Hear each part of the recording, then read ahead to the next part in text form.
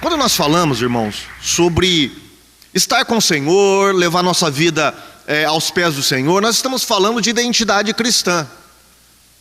Nós estamos vivendo uma crise hoje no Brasil de identidade cristã, particularmente identidade evangélica.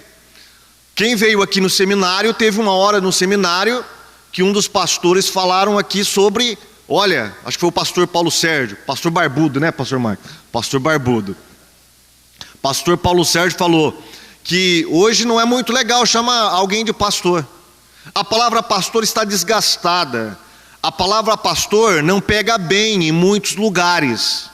Eu lembro, alguns anos atrás, na minha cidade, um amigo meu falou assim, na nossa loja, pastor não tem crédito não. Então a palavra pastor, assim como a palavra cristão, está desgastada, né? Mas o que é ser cristão?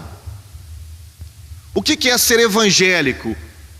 Olha, a palavra cristão vem de uma palavra no latim que é Christianoi, que significa seguidor de Cristo.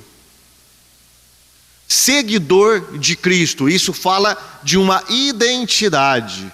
Cristão é todo aquele que segue a Cristo. Veja, cristão não é aquele que leva a Bíblia. Cristão não é aquele que frequenta a igreja. Cristão não é aquele que fala que crê em Cristo. Cristão é seguidor de Cristo. Há uma grande diferença entre você professar que é cristão e você ser cristão. Ser cristão nos remete a algumas expressões dentro da área da sociologia, que é a minha área, que é função e status. Por exemplo, em tudo aqui na nossa sociedade nós temos esses dois elementos, função e status. Por exemplo, eu tenho o status de pai. Pastor Natanael tem status de pastor. A pessoa pode ter status de professor. Outro pode ter status de policial. Todo status, ele segue diretamente uma função. Para que o status tenha validade, eles têm que estar correlacionados com a função. Por exemplo, um policial não pode ser corrupto. Um policial, ele não pode ser um bandido, fazer as vezes da bandidagem. Senão, a sua função não está correspondendo ao seu status. Ou seu status não está correspondendo à função. Por exemplo, um pai de família é aquele que realmente sustenta, protege e ama a sua família, ama o seu filho. Então, a função de pai corresponde ao status de pai. Então você fala, essa pessoa é um verdadeiro pai. Às vezes não é nem pai biológico, é aquele que cria. A gente ouve falar constantemente sobre isso, né? Pai não é aquele que gera, é aquele que cria. Por quê? Porque a função da pessoa está sendo uma função de pai. Por conseguinte, ele está tendo um status de pai. Agora vamos trazer isso, meus irmãos, para a área cristã. Para ser cristão, você tem que fazer jus ao status de cristão. Não é só dizer que eu sou cristão. Não é só vir na igreja, não é só cantar, não é só dar o dízimo. Não é só isso. Não é você só colocar um terno ou uma roupa de crente. Não. Você tem que corresponder com a sua função. E qual é a nossa função? Seguir a Cristo. Sede meus imitadores, como eu sou de Cristo, diz o apóstolo Paulo. Então, todo cristão, ele deve seguir ao Senhor. Para ser um cristão de verdade, ele deve seguir a Cristo. Muitas pessoas hoje falam que são cristãs. Tem até uns traficantes no Rio, né? Que está lá fazendo o maior terror nos centros espíritas. E muitos estão chamando eles ali de cristãos. Mas na verdade, logicamente que isso não é cristão. Isso é só loucura da nossa modernidade, né? Do nosso mundo onde nós estamos vivendo. Nós estamos dentro de um liquidificador, onde as coisas estão todas misturadas, gente. Estava conversando com o pastor hoje na hora do almoço. A minha esposa me mostrou esses tempos agora um pai de santo devoto de Exu, mas que é um combatedor ferrenho da ideologia de gênero e da esquerda. Olha que coisa maluca, você não tem isso. Que coisa doida. Enquanto nós temos uma inversão, pastores que estão defendendo todas essas heresias. Então nós estamos num mundo complicado. Agora, para ser cristão não basta falar que você é apenas cristão. Você tem que corresponder, seguindo a vida de Cristo, seguindo os passos de Cristo. Quando eu falo em seguir a Cristo, eu estou falando de uma coisa bem básica na vida cristã. Eu estou falando de maturidade cristã. E o interessante é que a Bíblia fala, e ela leva o cristão a subir degraus, a se elevar de posições na sua vida cristã. Quando você aceita Jesus, você começa pequenininho, você começa como um neném. A Bíblia chama isso de novo nascimento. Você nasce no reino de Deus. E todo neném é bonitinho, né? Todo neném é bonitinho, né? Todo neném parece com joelho, a minha mãe fala. Tudo tem cara de joelho, é tudo igual, tudo bonitinho. Mas todo mundo fala, parece com o pai, parece com a mãe, né? Daqui um pouquinho ela vai pegando as feições de cada um. Mas o nenê, ele é engraçadinho. Só que o nenê, ele tem os seus perigos, tem os seus problemas. Ele é bonitinho, tudo que ele pede você dá, não é? A minha esposa costumava falar assim, Deus ele trata o novo convertido como se fosse um nenenzinho mesmo. Tudo que o novo convertido pede, Deus dá. Deus dá. Por quê? É um nenê, ele não sabe de muitas coisas. Ele não pode ser testado, pastor Marcos. Um nenê não pode ser testado, pelo amor de Deus. Semanas atrás, antes de eu vir para o seminário, eu participei de uma discussão na Câmara Municipal a respeito da ideologia de gênero, a respeito da escola sem partido. E ali no meio, ali antes de entrar, para a Câmara Municipal, eu estava conversando com algumas pessoas ali que eram contrárias, que eram de esquerda. E essas pessoas têm uma ideia completamente diferente da nossa, E ali eu estava perguntando para ela, sobre como que ela encararia essa questão da ideologia de gênero, sendo que eu tive prova na minha vida que eu fui doutrinado dentro da faculdade. E ela falou assim, não, isso não é nada disso, não existe isso e tal. E aí fomos pulando para outros assuntos e chegamos na questão das crianças, das leis que proíbem bater em criança. Então ela disse para mim, você bate no seu filho? Você é a favor disso? Isso é violência. Eu falei assim, você tem que entender o seguinte, criança, ela não entende outra linguagem, ela não entende a linguagem abstrata. Você não pode simplesmente chegar e conversar com uma criancinha, falar, filho, olha, isso não pode porque é uma questão moral, porque está errado, tem o certo. Elas não entendem isso. Elas entendem o fisiológico, ou seja, quando você dá umas palmadinhas nela. E é por isso que a Bíblia, ela é muito sábia nessa hora. Ela fala para você corrigir o seu filho, que você vai livrar a alma dele do inferno.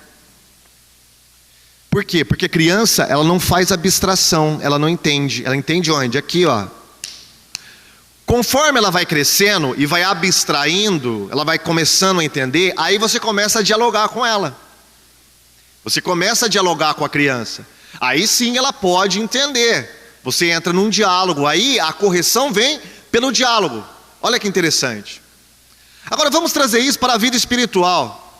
Na vida espiritual, Deus não pode exigir muito do crente pequeno, o crente nenê, não é? Mas conforme ele vai crescendo, Deus vai começando a conversar com ele de modo diferente. É como a gente faz na nossa vida terrena. Então, irmãos, maturidade cristã é um modo excelente, exigido por Deus por todos os crentes, para todos os crentes. Paulo fala para nós chegarmos até a estatura de Cristo. Para nós chegarmos à estatura de Cristo, a estatura de varão perfeito.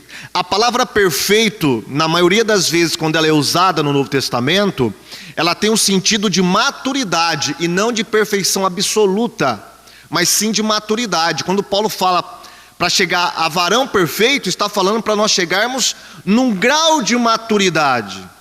E olha que interessante, O Antigo Testamento, através das suas sombras, ele vai nos indicar por meio desses simbolismos, ele vai nos indicar muitos caminhos para nós aprendermos a crescer na maturidade cristã, para nós crescermos na vida cristã e chegarmos a essa maturidade. Uma regra básica que as pessoas não entendem quando vão ler a Bíblia é diferenciar Antigo Testamento de Novo Testamento. Nem tudo que está no Antigo Testamento nós devemos praticar. Nós devemos ler e observar o Antigo através do Novo. Nós devemos colocar os óculos do Novo Testamento para enxergar as coisas no Velho Testamento. Eu lembro de uma vez de um rapaz, ele me perguntou assim: irmão, será que Deus não é preconceituoso? Eu falei assim: mas como Deus pode ser preconceituoso, irmão? O que o irmão quer dizer com isso?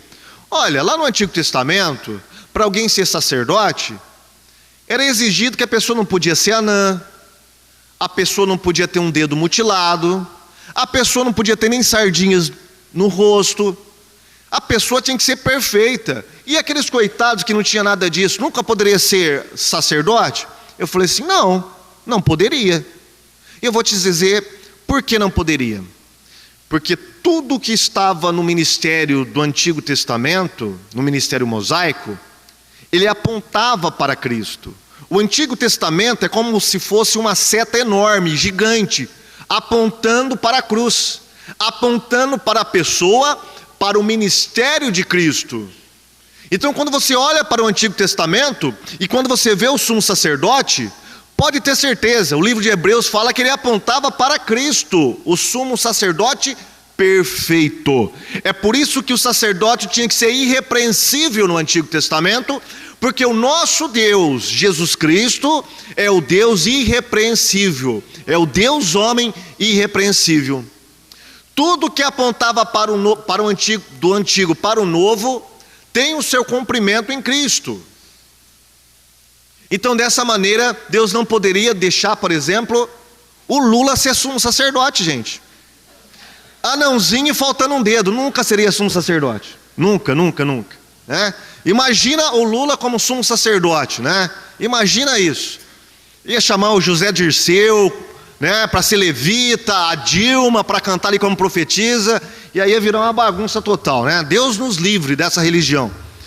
Mas, enfim, Deus, ele, através do tabernáculo, ele vai nos ensinar como ter maturidade cristã. E é isso que eu quero falar com vocês nessa noite.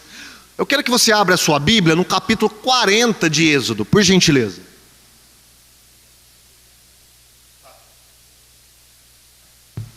Capítulo 40, a partir do verso 17, tá? O 17. O tabernáculo é levantado, diz aqui o título aqui da minha Bíblia.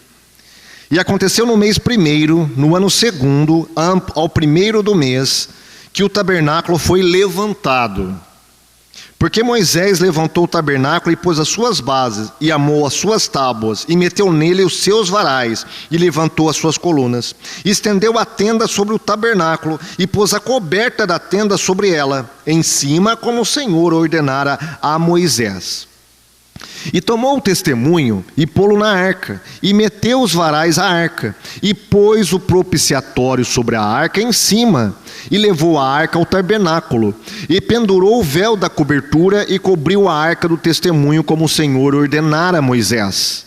Pôs também a mesa da tenda da congregação, ao lado do tabernáculo, para o norte, fora do véu, e sobre ela pôs em ordem o pão, perante o Senhor, como o Senhor ordenara a Moisés. Pôs também na tenda da congregação o castiçal defronte da mesa, ao lado do tabernáculo para o sul, e acendeu as lâmpadas perante o Senhor, como o Senhor ordenara a Moisés. E pôs o altar de ouro na tenda da congregação diante do véu, e acendeu sobre ele o incenso de especiarias aromáticas, como o Senhor ordenara a Moisés. Pendurou também a coberta da porta do tabernáculo, e pôs o altar do holocausto à porta do tabernáculo da tenda da congregação. E ofereceu sobre ele holocausto e oferta de manjares, como o Senhor ordenara a Moisés. Pôs também a pia entre a tenda da congregação e o altar, e derramou água nela para lavar. E Moisés e Arão e seus filhos lavaram nela as mãos e os pés, quando entravam na tenda da congregação, e quando chegavam ao altar, lavavam-se, como o Senhor ordenara a Moisés. Levantou também o pátio ao redor do tabernáculo e do altar, e pendurou a coberta da porta do pátio. Assim Moisés acabou a obra.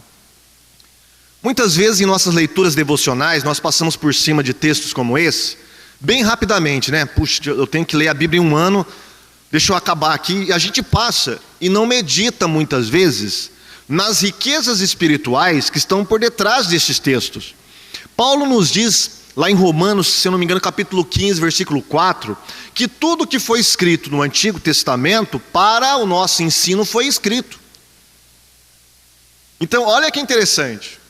Até mesmo coisas como essas, que são coisas bem assim, talvez uma leitura um pouco maçante, né?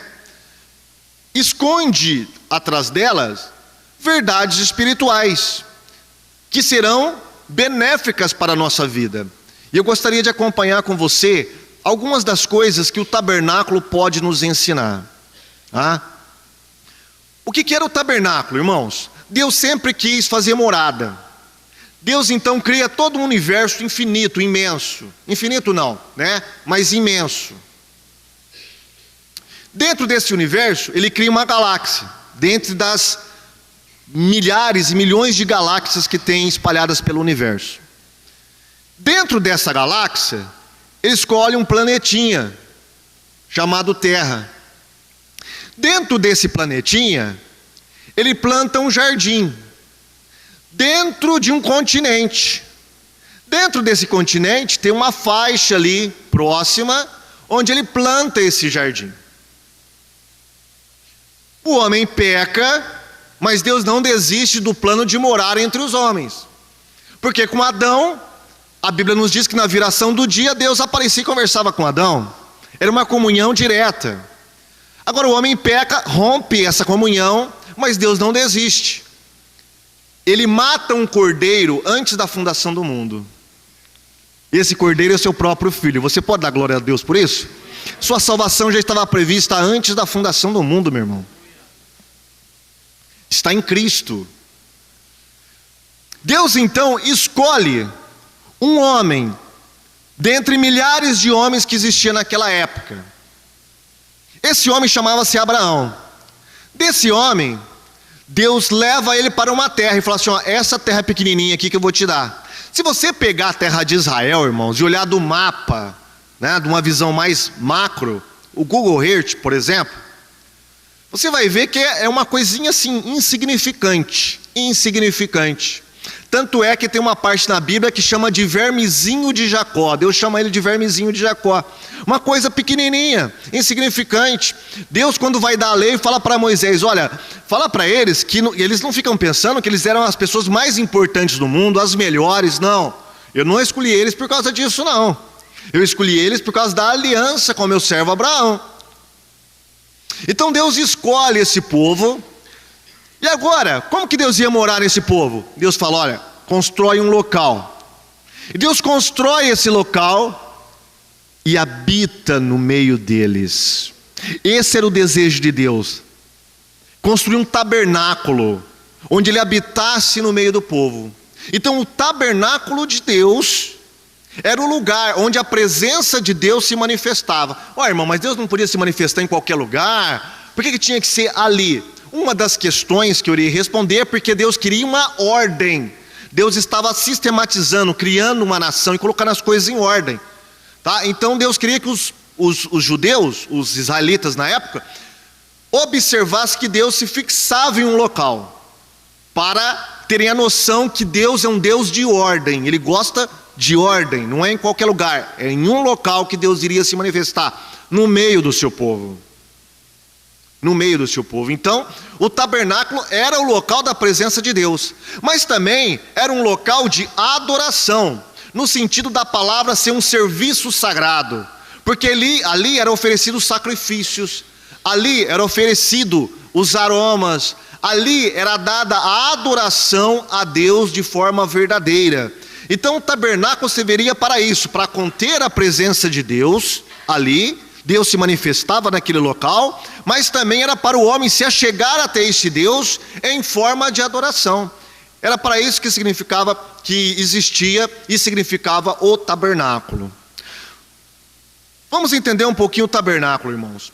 Vamos ver algumas coisas, os níveis de maturidade cristã nas sombras do tabernáculo. Vamos ver isso. O tabernáculo, ele era um complexo que Deus mostrou. Na verdade, tinha um protótipo no céu. Deus mostrou conforme, segundo Hebreus fala, conforme as coisas que existiam no céu. Deus mostra para Moisés. Ele dá a planta para Moisés. O interessante é que quando você vai ler esses capítulos, né, que falam sobre o tabernáculo, a construção do tabernáculo, e é interessante quando eu fico percebendo, quando Deus vai construir a terra, Ele usa apenas um capítulo para falar da terra, mas quando vai construir o tabernáculo, Ele usa vários capítulos. Porque é muito importante a presença de Deus entre o seu povo. E esse protótipo, Deus vai mostrando tudo. É Deus que fala tudo para Moisés, não sai da cabeça de Moisés. Até o tipo de argola que ia ser colocada, onde ia ser colocadas as argolas, para emendar os lençóis, né, as tendas. Tudo isso foi determinado por Deus. Olha que coisa interessante. Então nós temos no tabernáculo uma divisão em 3 partes. A primeira parte chamava-se átrio ou pátio, tá? O átrio era um local bem amplo. Depois o tabernáculo vai ser desmanchado e ele vai ser transformado em um templo na época de Salomão. Salomão, ele vai se basear no tabernáculo, na estrutura do tabernáculo, e vai colocá-lo de uma forma maior, em forma de templo de verdade, né? Os israelitas, eles montavam e desmontavam esse tabernáculo. Conforme eles avançavam, eles desmontavam, fixavam em algum local, eles montavam novamente o tabernáculo para adoração. E na primeira parte desse tabernáculo, existiam 2 coisas dentro desse átrio aí. Primeiro, quando a pessoa entrasse, ela passava por uma porta, e ela entrava, de cara, ela já via um grande altar, medindo 2,5 metros por 2,5 metros e 1,5 metro de comprimento. Depois que ela entrasse por esse altar, passasse por ele, ela veria uma grande pia de bronze, onde era colocada uma água.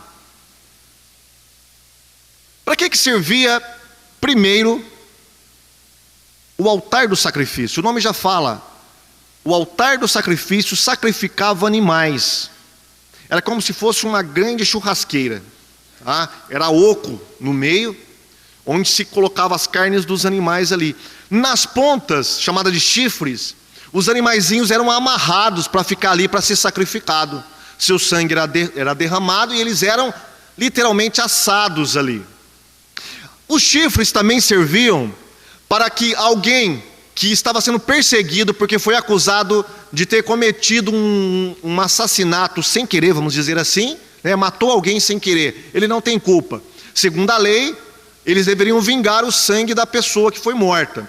Então, para que essa pessoa inocente não morresse, o que ela fazia? Ela poderia tocar nos chifres do altar, e ali ela era liberta, ela era livre, ela estava em local seguro. Depois isso vai dar origem às cidades de refúgio em Israel.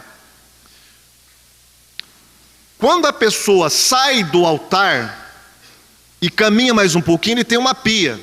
Para que servia aquela pia? Após os sacerdotes sacrificar os animais, porque para fazer sacrifício eles iriam se sujar, tá?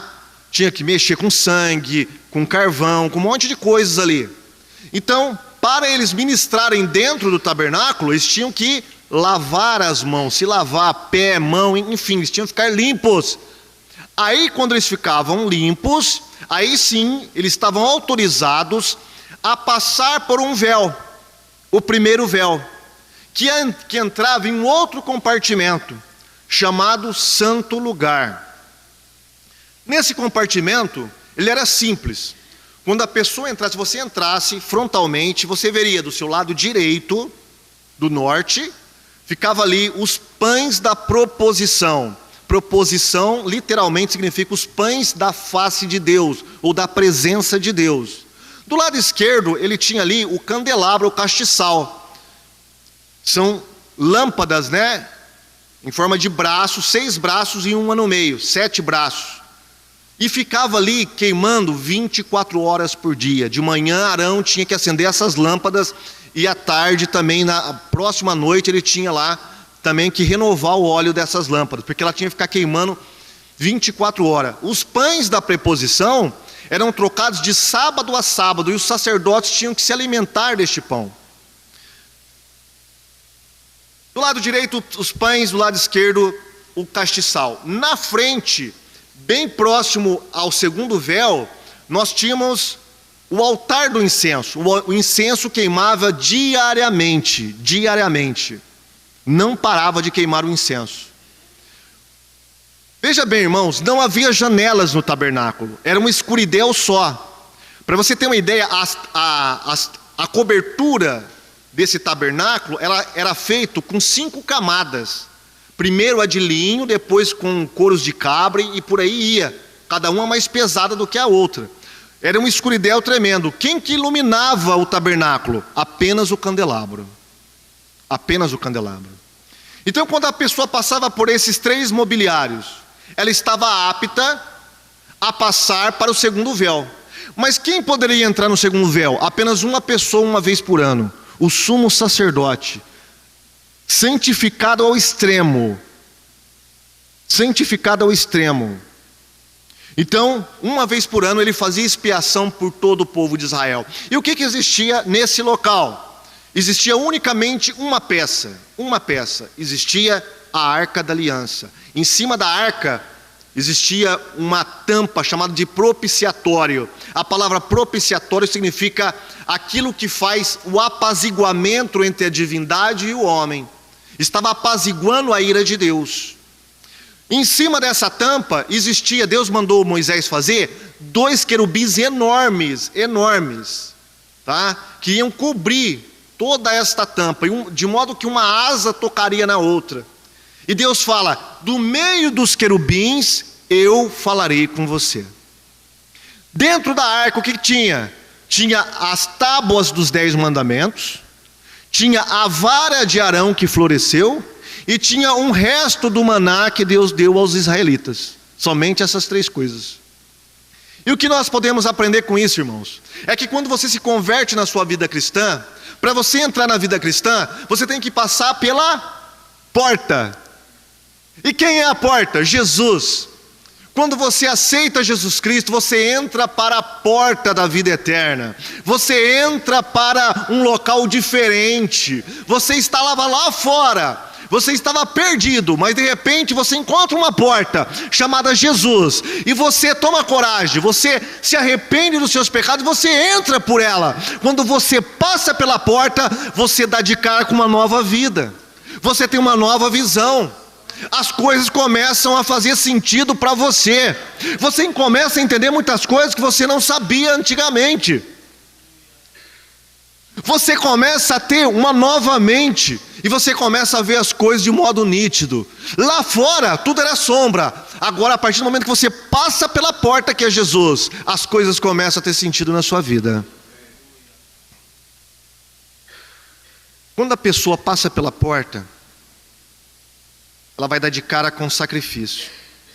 E é interessante, eu quero falar sobre as pessoas que estão no átrio. No átrio, todo mundo podia participar, tá? Pessoas doentes, pessoas que estavam com algum problema, mulheres, todo mundo podia participar ali. No templo de Salomão, até os gentios podiam ficar uma certa parte ali. Todo mundo, sacerdote, sumo sacerdote, enfim, todo mundo podia ficar no átrio. O átrio era cheio, tinha muita gente no átrio. E uma coisa interessante é que o mobiliário do átrio era feito de cobre. Feito de cobre. Você não ouve falar sobre ouro no pátio. Não é ouro, é cobre. O que isso quer dizer para nós? Tem muitas pessoas, e a maioria delas cristãs, elas ficam apenas no átrio. Elas não conseguem avançar na sua vida cristã para o resto do tabernáculo. Elas continuam, talvez ela passe a vida inteira no átrio. E o que é o átrio? O átrio é a preocupação apenas com o sacrifício e com a lavagem. Olha, Jesus me libertou, Jesus me salvou. É aquelas pessoas que só vê isso, só vê a salvação. Jesus para elas é unicamente Salvador. Elas não conseguem ver além disso. Ela está preocupada apenas com o perdão dos seus pecados, em que Jesus se sacrificou por elas. Então é aqueles crentes que você vê que está constantemente pedindo perdão. É aqueles crentes que a gente chama de crentes, às vezes crentes carnais, ou crentes que dão problema na igreja, né? Constantemente ele está caindo e voltando. Aí ele volta, pede perdão, se agarra no chifre lá do altar, vai lá, vem para a igreja, lava um pouquinho as mãos, se purifica. De repente ele sai de novo do átrio. É aquele crente que permanece no átrio. A preocupação dele é perdão dos seus pecados. Só isso. Jesus para ele é unicamente o Salvador. Só isso. E de fato Jesus é o nosso Salvador. De fato Jesus nos libertou e o seu sangue nos lava de todos os nossos pecados. São as figuras do tabernáculo na sombra da cruz, que eu gostaria de mostrar para vocês. A sombra da cruz, ela alcança todo o tabernáculo. Então de fato Jesus é o nosso Salvador, é o nosso libertador. O seu sangue nos purifica de todo o pecado, e você pode dar glória a Deus por isso. Mas essa não é a vontade de Deus, que você fique no átrio. Existem outros lugares no tabernáculo. E conforme você avança no tabernáculo, você avança na sua vida cristã. Porque quando a pessoa ela sai do tabernáculo, ela tem a coragem de adentrar o santo lugar, ela vai se deparar com 3 coisas. Primeiro, o pão. Segundo, o candelabro. E terceiro, o incenso. O que isso quer dizer para nós? O que isso significa dentro de uma visão cristã? Significa que Jesus é o pão da vida. Jesus é o nosso pão. Significa que Jesus é a luz do mundo. Significa que Ele é o mediador entre Deus e os homens para comigo, quando eu levo as minhas orações. Sempre eu oro em nome de Jesus. Em Apocalipse, pelo menos em 2 partes, fala que as orações dos santos são incenso que sobe até Deus. Então veja bem, quando o cristão entra para o santo lugar, ele se identifica com o pão da vida. Jesus é o pão da vida, ele se alimenta de Cristo. Ele não está preocupado apenas com o pecado, ele quer se alimentar de Jesus. Ele quer ter Jesus dentro dele. Ele não cansa de ler a palavra, de meditar na palavra, de comer a palavra, de ficar dia e noite, como diz o salmista, meditando na palavra. O que diz respeito à sua vida está na palavra. Alguém falar alguma coisa para ele, ele vai meditar na palavra e ver se é assim. Ele precisa de algo, ele espera no Senhor na palavra. Ele se alimenta de Cristo na palavra, porque Cristo é a palavra de Deus. Então veja que ele está melhor do que quem está no átrio. Esse aqui já se alimenta da palavra. Ele se identifica com Cristo, que é a luz do mundo. Jesus também falou para nós: olha, eu sou a luz do mundo de fato, mas essa luz estão refletindo através de vocês, de modo que vocês são a luz do mundo também. Quando essa luz passa através de vocês, vai iluminar todo mundo. É aquele crente que chega, onde ele chega, ele dá testemunho bom. Por quê? Onde ele chega, a luz de Deus chega com ele. Onde ele chega, o testemunho cristão chega com ele. Onde ele chega, ele faz diferença. Onde ele chega, as pessoas já sentem alguma coisa. Tinha um pastor da minha cidade, ele faleceu agora de câncer recentemente. Um homem de Deus que ergueu um bom trabalho na cidade. E conta-se, né? Quando eu era novo convertido, o pessoal contava. Esse homem, ele se consagrava tanto que quando ele saía no centro da cidade, as pessoas relavam nele, muitos caíam endemoniadas. Muitos caíam endemoniados. Um homem de Deus. Morreu pobre, não fazia parte da teologia da prosperidade. Um homem de Deus. Por quê? Porque onde o crente que se alimenta do Senhor e é refletida a luz de Cristo nele, de modo que ele se torna a luz do mundo, onde ele chega há diferença.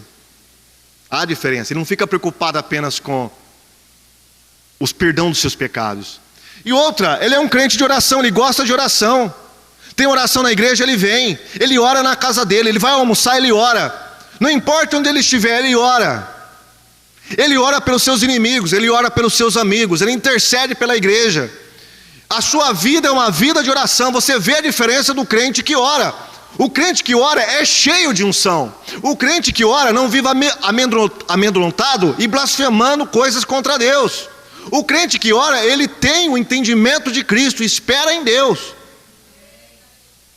É o crente de oração. No santo lugar, Jesus não é apenas Salvador, Jesus é o Senhor da vida do crente. Jesus, para aquelas pessoas que estão no átrio, é apenas o Salvador.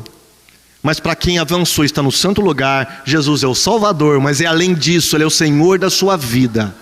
É Ele que manda e nós obedecemos. Mas existe um modo sobremaneira melhor. Existe um outro local no tabernáculo. No santo lugar era restrito apenas para os sacerdotes e sumos sacerdotes. Você vê que diminui já as pessoas. E uma coisa interessante, os objetos do santo lugar eram revestidos de ouro por fora. Madeira de acácia revestida de ouro. Enquanto lá no átrio é tudo de bronze. Isso mostra a qualidade da vida espiritual das pessoas, onde elas se encontram nesses locais, nesses espaços. Mas dentro do santo lugar, ou santíssimo lugar, era lugar para uma pessoa, o sumo sacerdote. Acontece que quando Cristo morre na cruz, o evangelista diz que o véu de cima a baixo se rasga. Irmãos, aquela cortina era muito pesada para ser rasgada por mãos humanas, não tinha como. O evangelista diz que de cima para baixo. Olha que interessante, não é de baixo para cima. A obra é de Deus. Agradou a Deus rasgar a cortina.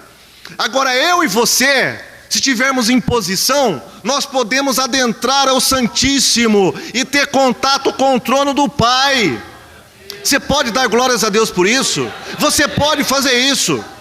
Você não precisa de mediadores, de padres, de feiticeiros, nem mesmo de pastores para ficar sendo mediadores para você. Não, você pode entrar na presença de Deus sozinho. Isso chama na Reforma Protestante o sacerdócio universal dos crentes. A mobília dentro do Santíssimo não era apenas revestida de ouro por fora, era por fora e por dentro. Porque dentro dela tinha 3 materiais importantíssimos. 2 frutos de milagres, a vara de Arão e o maná. E um terceiro, a lei de Deus, significando a vontade de Deus, a vontade do Senhor. E Deus se manifestava naquele lugar, era o lugar da presença de Deus. Você quer mais algo de Deus? Saia do átrio, saia do santo, tenha coragem de adentrar no Santíssimo. Tenha coragem de fazer a vontade de Deus, mesmo contrariando os seus pensamentos, mesmo contrariando a sua vida. Se Deus mandou, vai e faça. Obedeça ao Senhor. Isso é o significado dos 10 mandamentos. Sabe por quê? Porque milagres virão sobre a sua vida. O que é simbolizado pelo maná e pela vara de Arão.